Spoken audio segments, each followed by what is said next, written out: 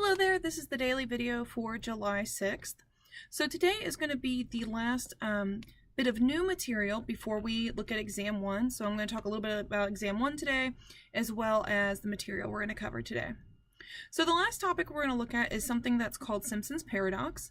And Simpson's paradox is something that can go wrong with inference about 2x2 tables. And so if it's been a while since you've pulled information from tables, that's perfectly fine. I've included a review video for you, as well as a worksheet to look at that just kind of reviews how to read tables and to calculate percentages from tables. And then I've also included a set of notes on Simpson's paradox to kind of give you an idea of what happens in Simpson's paradox. But just to give you a short summary, what it is we can look at a table of information and we can make inference about it. And then if we separate the data that's in that table into two separate tables, and then again make inference, you're going to find that your inference drastically changes. And so the worksheets that you look at today and the quiz and the notes, they're going to show you exactly what happens there and kind of talk about why. And what you're going to see is it actually occurs due to a lurking variable. So keep that in the back of your mind as you work on that. The other thing I need to talk about today is I'm going to assign the first Beyond the Classroom today. There are 3 Beyond the Classroom projects that'll be due over this summer, and they're typically 1 to 2 page papers that you're going to write on different topics. Now this first one is by far the easiest, but since it is the first one, you're getting used to it. I'm going to give you until next Monday at 6 p.m. to work on this assignment. What you're going to do is you're going to watch you're going to listen to a brief radio program from Radio Lab on NPR. It's about 20 minutes long. And this radio program is going to talk about how we perceive the word random. And what you're going to find out is how we as people perceive the word random is not really what random means. And so it's going to talk a lot about what we think of as being random and how we process that information. Now, this is really important because in statistics, we talk a lot about the idea of randomization.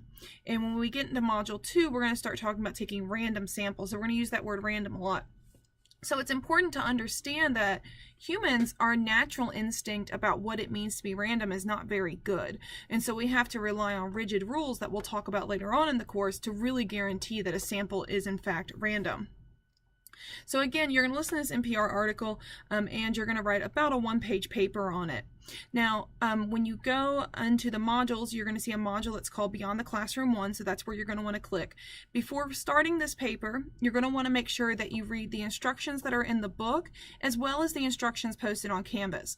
And the reason for this is I've provided a detailed rubric for you, so you know exactly what needs to be in your paper and exactly where the grades for the paper are coming from.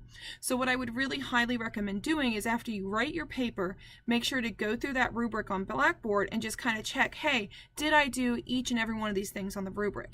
And if you do that, then you should get a good grade on the paper.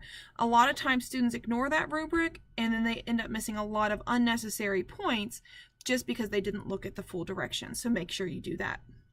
So the other thing I want to talk about in this video is Exam 1 is this week. So like I said, today is the last bit of new material. Tomorrow is a review day. There will be no material that's due tomorrow. So how I would study is I would really recommend going through your notes, making yourself a study guide. The exam is open notes, so if you have a nice study guide while you're going through the exam, if you're like, oh, I can't quite remember the answer to this, you can go and look at your notes. So keep that in mind. So if your notes are really well organized, it'll really help. Now, you're not going to have time to go and look up every answer because it is a timed exam, but they are there if you need to do that.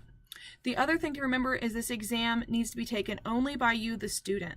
If there is any suspicion of cheating, you will get a 0 on the exam as well as a letter grade off your final grade. So make sure you are familiar with the course policies about cheating.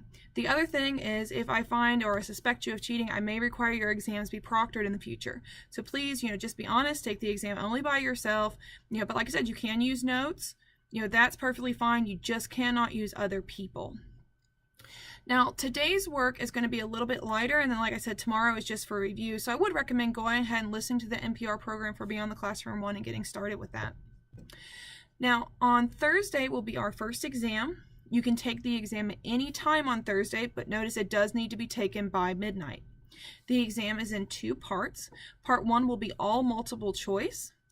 And part 2 is going to be a short answer where you're going to type in the answers. Again, both of those parts are timed, but you can take them at any point during the day, and they are open notes. Just you cannot consult other people while taking the exam. So as always, if you have any questions, as a reminder, please use the discussion board to ask questions, and also please send me emails. Please don't send those emails through the message center. Just send me an email directly from your email account, and that's if you have any questions about grades that you need me to answer. So I will talk to you later, and again, please email me with any questions that you have.